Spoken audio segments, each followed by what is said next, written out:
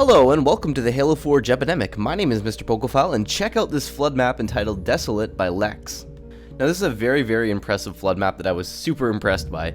It's a smaller flood map, so you can play it with smaller lobbies in case you can't, get that big lobby that you need. But that being said, you can also play it with big lobbies and it plays well too, so I mean, you can really play with either or. Now Lex has gone to the trouble of making sure that this map is packed with details. You'll find there's many huts on the map, and inside of all these huts you'll find various details that make them dynamic from one another. Maybe in one hut you'll find a table, while other ones you'll find maybe like a rack of tools, or just he's made a plethora of aesthetics on this map that just all look great, and I love the way the whole map plays off. Like one thing in the map leads to another thing, and it just plays really good. It looks really good. It's just a very impressive map altogether, and I ultimately loved playing it.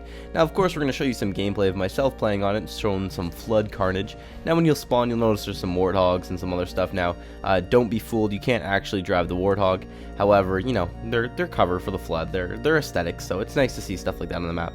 Now if you walk around, you'll find various weapons that you might want to pick up. Here I'm grabbing a sniper rifle that you can get pretty close off of spawn. There's also an assault rifle in one of the huts. I strongly recommend checking out the huts as much as possible, because sometimes you will want to defend outside, but sometimes it's fun to defend actually inside of the huts. Nothing like blowing off a horde of zombies as they charge into the building you're defending or whatever you're doing, so this map really captures that feel, as he has made a lot of interior and exterior play spaces. So a lot of the map obviously takes place outside, but that being said, don't be afraid to jump inside of those huts. There's also a couple tunnels you can run through. There's a lot of areas in this map for such a small confined area, so it's very interesting to see how it plays, and it does play really well.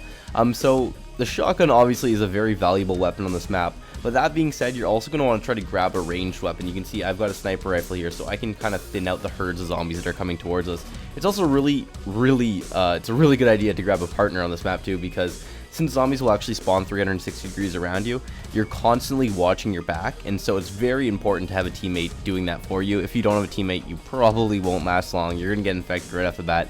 So when you start up this map, I strongly recommend you to grab a teammate or a partner and kind of push through the map with that person, because otherwise, yeah, you're going to die, you're going to get infected.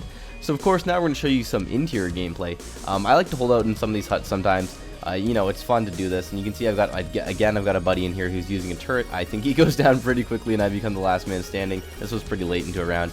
And I do get a couple, I get a triple kill, is that there? Yeah, that was pretty awesome. But like I said earlier, there's some tunnels on this map too, so this is just showcasing all the different play spaces on this map.